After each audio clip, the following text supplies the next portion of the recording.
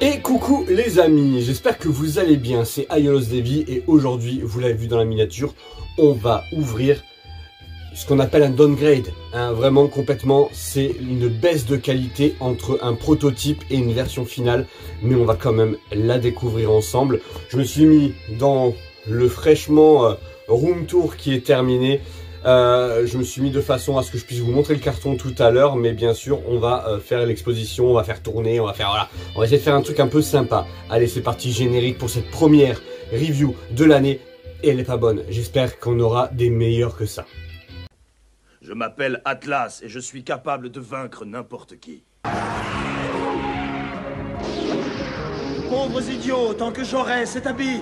Alors, c'est parti, j'ai mis le pull Squid Game pour du coup l'occasion, parce que voilà, j'aimerais remercier tout d'abord. Alors vous voyez, là il y a donc du coup le carton officiel. Merci à Steve, donc l'un des cofondateurs du groupe Génération Passion Senseiya, avec un carton, tout ce qu'il y a de plus officiel, qui est très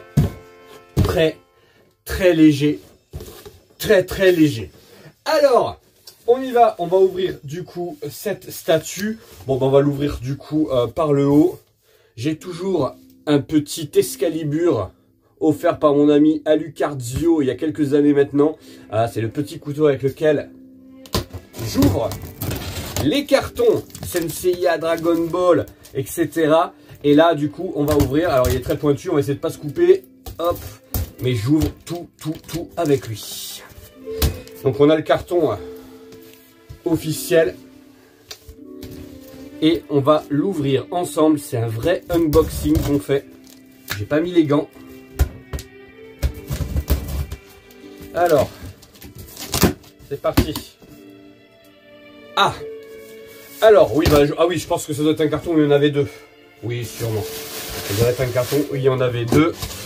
Je m'attendais à ce que le carton soit plus gros à l'intérieur, mais c'est normal, c'est parce que Steve m'a envoyé sûrement un carton, du coup un double avec, bon, il devait en avoir deux à l'intérieur. Ben, merci beaucoup Steve. Du coup j'ai eu le petit carton. Alors on va pas s'enlever de lumière, on va juste fermer hop le carton là histoire que ça se voit pas sur la caméra. Et voici la bête.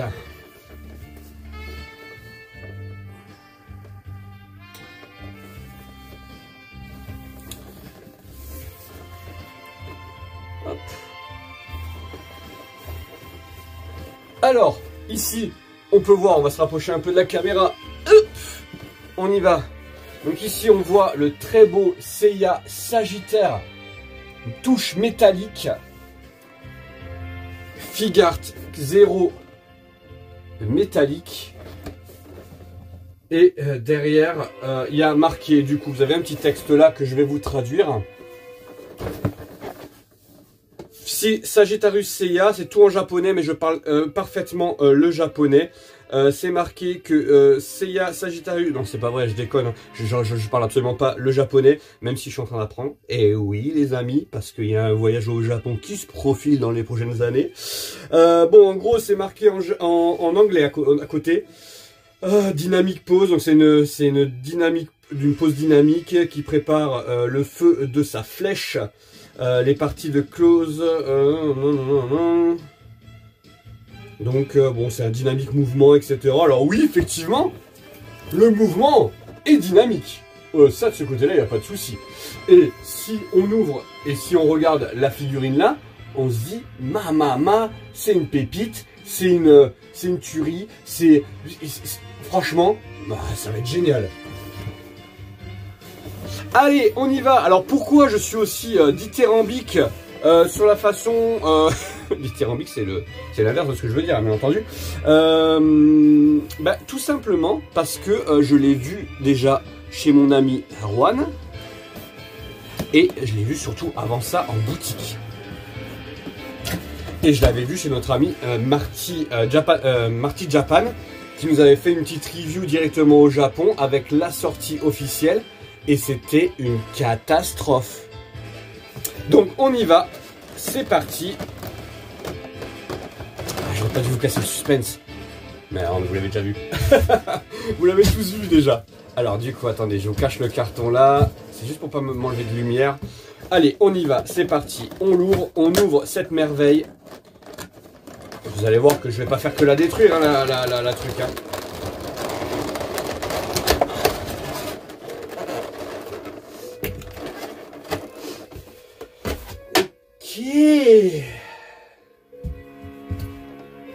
Ok les gars.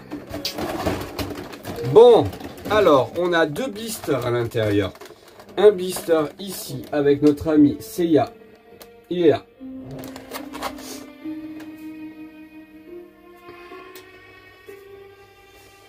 Ouais. Bon, il n'y a pas de miracle, hein. On croit toujours qu'il va y avoir un miracle et que certains exemplaires seront comme le prototype, que certains youtubeurs ont eu en leur possession. Je pense notamment à The CNS. Et là du coup nous avons les ailes et le petit truc, c'est méga léger. C'est méga léger, c'est pas une statue, hein, c'est une figurine. Alors c'est de la figure 0, hein, mais après je vous montrerai la figure 0 de Janemba. C'est quand même autre chose que ça. Ouais. Alors vous allez, bien sûr, on va la mettre, on va la faire tourner et puis on va parler d'elle. Hein, c'est ça le plus important. Voir ma trogne, c'est pas ce que vous voulez savoir comment ça se passe. Donc déjà ce que je vais faire, c'est que je vais l'ouvrir.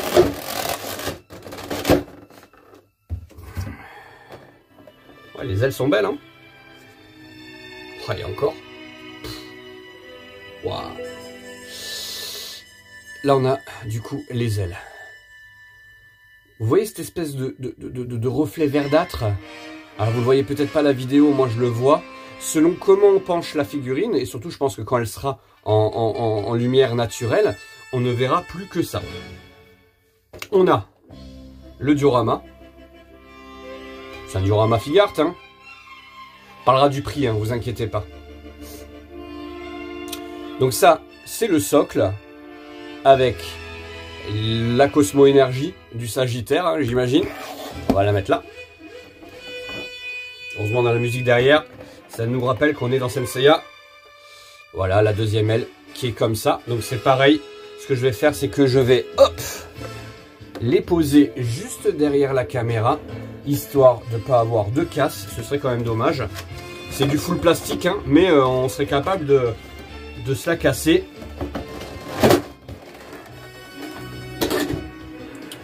Je ne vais pas être gentil. Comme dit la miniature, hein, le chevalier du pigeon, c'est terminé pour 2025. Hein. Alors, ici nous avons la flèche d'Aiolos. Ok. Ouais, flèche. Ah bah tiens. Elle est en métal. Ils n'ont pas fait en plastique. Et ensuite, on a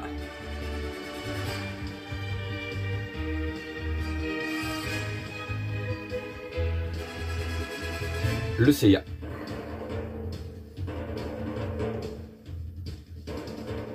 À nous deux, Abel. Waouh. Vous me connaissez, je fais jamais du bashing gratuitement, loin de là. Je suis même souvent... on nous appelait pas les bisounours, on m'appelait pas le bisounours pendant très longtemps, parce que justement j'étais un peu trop gentil avec certaines choses. Là, on est, c'est de l'hallucination. C'est hallucinant ce qu'ils sont arrivés à faire. Hop, alors ce qu'on va faire, on va faire les choses bien. Hop, je vais ranger tout ça et puis on va la mettre de façon à ce qu'elle tourne et que ça fasse joli. Et que voilà, on va mettre un peu de lumière, on va mettre un truc un peu sympa.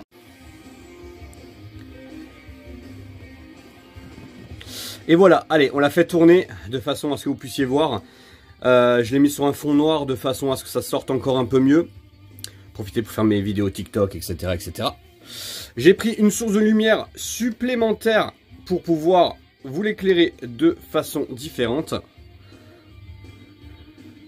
Vous voyez ces reflets verts là sur les ailes? C'est vilain, hein? Ah, c'est vilain.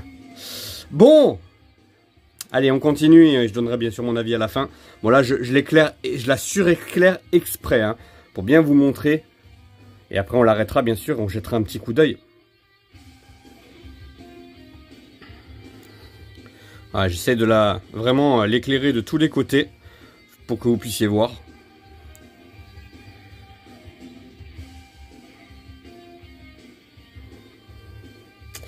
Ouais. Elle tourne, elle tourne, elle tourne. Voilà. Vous voyez du coup la bête. Et maintenant on va s'intéresser. On va aller un peu la titiller quand même cette figurine. Et on va regarder un peu ce qu'elle a dans le ventre, dans le sens où on va aller voir si vous avez déjà l'œil un peu aiguisé. Vous voyez un peu de quoi je parle. Allez, on y va. On commence à s'intéresser un peu déjà au diorama. Bon, diorama, on est sur quelque chose de très très simple, hein. Que je pense même moi je peux faire, et pourtant je suis pas du rameur. Voilà, je vous assure, hein, je décide pas de casser la figurine pour la casser, hein. Et vous allez comprendre pourquoi. Il y a marqué partie 1 dans cette vidéo, puisque dans l'année il y aura une partie 2, et bien sûr à la fin de la vidéo je vous dirai pourquoi, hein, tout simplement. Alors, ici on a le cosmos. Bon, c'est pas vilain ça, hein. Ça passe, hein. Il y a rien de fou, on a vu des trucs bien plus jolis que ça. Et ensuite on a juste alors voilà à quoi. Alors attendez, je vais essayer de vous le mettre de façon, hop là, on va le mettre comme ça ici, hein, voilà, vous voyez à quoi ressemblait le prototype, hein, juste à côté là, vous voyez, hein, voilà, le prototype c'était ça. Ok, mais la même chose qu'il y a sur la boîte, hein, finalement, ce qui est encore pire. Et ici, on a vraiment ce qui choque, ce qui blesse, ce qui me fait du mal. Et encore, vous le voyez pas comme moi je le vois à l'œil nu. La ceinture n'est pas de la même couleur. Et surtout, il y a des touches métalliques ici. Et qu'il n'y a pas sur le reste de l'armure. On est sur du... Allez, je vais pas donner le mot parce que je vais vous donner après. Parce que j'ai eu un déclic. J'ai dit, mais cette figurine, elle me fait penser à quelque chose. Elle me fait vraiment penser à quelque chose. Et je suis allé chercher à quoi elle me faisait penser. Alors, la flèche, est-ce qu'elle se met comme ça? Je vais regarder sur la boîte, j'ai un doute. Ah non, pardon. Elle se met de l'autre côté, la flèche. Elle se met de l'autre côté, alors vous savez quoi? Hop, tac, je vais le faire tout de suite et on revient. Quel fan du Sagittaire en carton. J'avais mis la flèche, mais je me disais aussi, c'était pas logique. Donc du coup, la flèche, elle est ici, elle passe du bon côté. Et ici, on a du coup les ailes où vous voyez le verre ressortir. Non, on n'a pas bu, les gars. Ceux qui disent qu'il n'y a pas de verre là-dedans, c'est vous qu'il faut arrêter absolument de boire ou voir un ophtalmo d'urgence. Parce que là, il y a du verre, les enfants, hein. C'est le reflet vert, il est existant. Selon la luminosité. Hein, selon la luminosité. Ok. Et ici, et c'est pas parce qu'il y a mon... Ah, je vous vois arriver. Ah, parce que j'ai un pull vert. Non, je suis assez loin de l'objectif. C'est pas ça qui fait, que ce soit vert, hein, d'accord. Ok, ici du coup, bah voilà. Après la pose est très dynamique, plutôt sympathique. Franchement, la pose est plutôt cool. Après ce visage, putain, on est sur un visage, on dirait une classique quoi. Et le visage est même pas beau. On fait beaucoup mieux en EX aujourd'hui. C'est dingue ce qu'ils sont arrivés à nous sortir. Franchement, je vous le dis.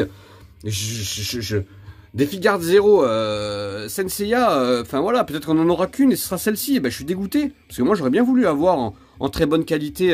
Et voilà, mais qu'est-ce qui était compliqué de faire? Ben, juste ce que vous nous avez promis, en fait. Ce qui était sur la boîte. C'était quand même pas compliqué. Ah, d'ailleurs, je vais faire un truc. Parce que ça me chagrine. Bon, alors, Bandai, expliquez-nous. Comment vous pouvez nous vendre. Bandai. Bandai Namco. Comment vous pouvez nous... Tamashi Quality, je sais pas quoi. Comment on est vraiment des pigeons, hein. On est vraiment des pigeons. Et moi, qui sait que j'ai énormément de choses Bandai chez moi, hein. Ok, mon fils aussi, etc. Hein. On est donc ici sur une magnifique, parce que franchement, pour le coup, à part le visage, tout le reste était vraiment magnifique. Mais... Oh non, les amis, quand même. Là, je vous jure, hein, c'était pas une vidéo putaclic, mais là, je savais qu'elle allait arriver et je savais que fallait que j'en fasse mon affaire, quoi. Parce que là, c'est trop. Vous pouvez pas vous laisser marcher dessus comme ça, les gars. Vous pouvez pas. C'est pas possible. Elle est sortie à un prix quasiment 180 €, je crois. Hein. Les premières sorties étaient à ce... Je l'ai pas même payé ce prix-là. Moi, je l'ai payé 145 € livré. Voilà, merci à Steve qui m'a fait un beau prix. Et je me demande si elle n'est pas trouvable à ce prix-là, à peu près maintenant, vu le downgrade qu'on a eu. Hein, parce que voilà, je vous le rappelle, hein, ici... Waouh, bah ça c'est Seiya du Sagittaire. Et ça c'est, je sais pas qui c'est c'est. C'est Jean-Louis de la Flèche. Non, les amis. Et je me suis posé une question, je me suis dit, tiens, c'est bizarre, ça me fait penser à quelque chose. Et je suis allé dans la chambre de mon fils et j'ai pris ça. C'est encore plus flagrant quand on la met à côté. Alors vous m'excuserez, hein, mon fils il démembre ses chevaliers, on l'a tous fait, hein, il a 8 ans. Alors bientôt 8 ans, donc voilà, il a un peu de respect pour lui, voilà, mais voilà. Et il en a deux, et il y en a une qui est un peu plus dorée. Un peu plus dorée à la vidéo, ça se voit pas trop. Non. Voilà. Donc en fait, ils ont mis un gachapon, ok, un corps gachapon. Alors c'est pas gachapon, pardon, hein. Ça c'est animé et rose, un truc comme ça là. Du corps animé et rose, ok. Mais bon, c'est couleur gachapon, hein. Qu'on soit bien d'accord, hein. Hein, on n'est pas loin, hein. On n'est pas loin du tout, hein. On n'est pas loin du tout de l'effet, hein. Voilà, les amis. Et ça, c'est vendu 180 balles. Non, mais bon, enfin, à un moment donné, regardez, c'est la même chose. C'est un truc de fou. Regardez. C'est incroyable. Oh, purée. Alors, si elle était sortie à 50 balles, je vous aurais dit, bon, allez, 50 balles, déjà, ça aurait été trop cher, etc. Allez, je m'en remets tout doucement. Allez, on va pas trop en faire non plus. On va la faire tourner. On va la refaire tourner encore une fois. Et je voulais vous montrer quand même ce que Figard Zero arrive à faire. Avec du coup Figard Zero avec Dragon Ball. Parce qu'ils sont capables de faire des trucs sympas. Même si les couleurs sont pas ouf, ils arrivent à faire des trucs sympas quand même. Ok. Donc moi j'ai la Janemba en ma possession. Et je vais vous la montrer juste à côté pour vous montrer la différence de ce qu'ils arrivent à faire. Donc Figard Zero Senseiya qui de loin fait son affaire, hein, et Figard Zero Dragon Ball avec Janemba. Et c'est plus grand. C'est plus beau, les couleurs sont magnifiques, on est sur quelque chose de ultra propre, franchement, tout n'est pas parfait, mais franchement, elle est superbe. Oh pardon, attention, je casse pas les ailes à elle. Et ici, voilà, on a des effets, on a un socle qui vaut quelque chose, on a un effet qui est super bien fait, qu'on critique la couleur peut-être qui est pas assez, qui est peut-être trop foncé, enfin bon, peu t'importe, mais on est sur quelque chose de méga propre. Hop, voilà. Ici, je vais la mettre bien de côté. La Janemba. Et ensuite, on y va. On va du coup se la faire tourner et dire les choses positives et les choses un peu moins positives. Même si on a déjà dit beaucoup, hein, les amis. Allez, on y va, on va le remettre sur le plateau tournant. Allez, on y va, on l'a fait tourner cette figurine. Et franchement, honnêtement, bah voilà, à un moment donné, faut arrêter Bandai. Là, pour le coup, vous nous avez pris pour les chevaliers du pigeon, quoi. C'est sûr, on en a marre. C'est à chaque fois la même chose. La Janemba était vendue entre 80 et 90 €. Celle-ci, elle était vendue à la base, donc le prix annoncé, c'était 180, je crois. Bon, maintenant, comme je vous avais dit, hein, elle est un peu descendue au niveau du prix.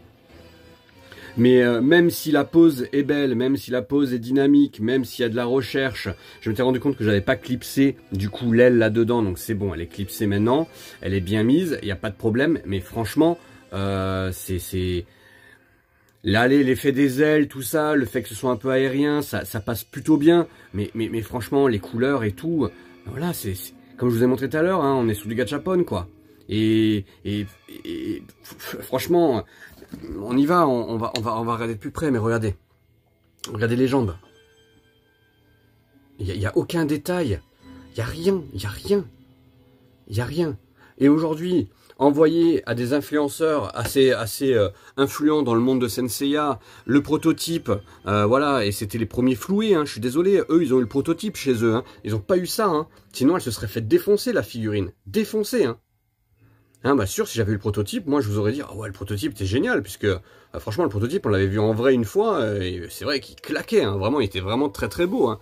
Voilà, la pose reste la même, hein, celle de ce côté-là, il n'y a rien qu'à changer, d'accord? Mais par contre, pour le reste, voilà quoi, enfin c'est quand même, bon, le diorama est de piètre qualité, mais ça j'ai envie de vous dire, bon, c'est pas très très grave en soi, ça se repeint, mais là ça veut dire quoi? Ça veut dire quoi là? Ça veut dire que on doit repeindre notre figurine? Ça veut dire que là, il faut que nous-mêmes on travaille. Ils ont fait un truc comme ça sur Dragon Ball aussi pour Buhan. J'ai vu que c'était la même chose. Alors, je vous avais promis, pourquoi ça s'appelle partie 1? C'est que tout simplement qu'il va y avoir une partie 2. Cette figurine rentre officiellement dans l'association des Chevaliers d'Athéna. Et elle va être repeinte par un ami à nous. Je vous dirai pas le nom pour l'instant, de peur que vous lui envoyiez toute cette figurine. Mais un ami à nous va la repeindre totalement. Il va nous faire un truc un peu sympa et elle va rentrer dans l'association comme deuxième mascotte avec le Seiya qu'on a déjà, le Fairyland là, quelque chose comme ça.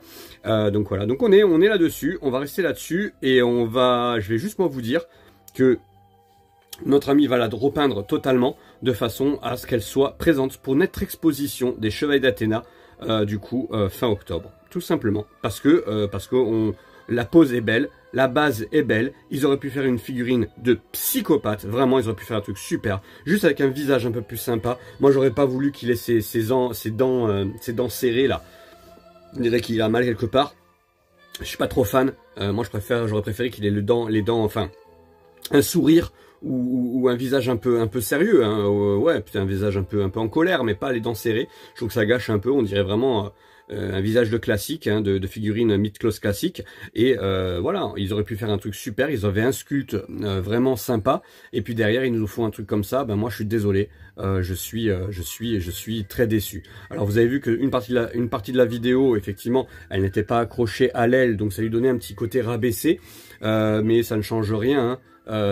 À la figurine en elle-même, hein. Voilà, moi derrière effectivement tout a été remis, mais je vais quand même profiter qu'on soit là pour remettre un petit coup de lumière pour que vous puissiez la revoir avec la lumière, hein. Voilà, c'est pas fait pour être exposé avec un spot au-dessus, mais quoique si on faisait avec un spot comme ça, hein, pour faire genre une exposition, bah là on voit tous les défauts de la figurine, hein.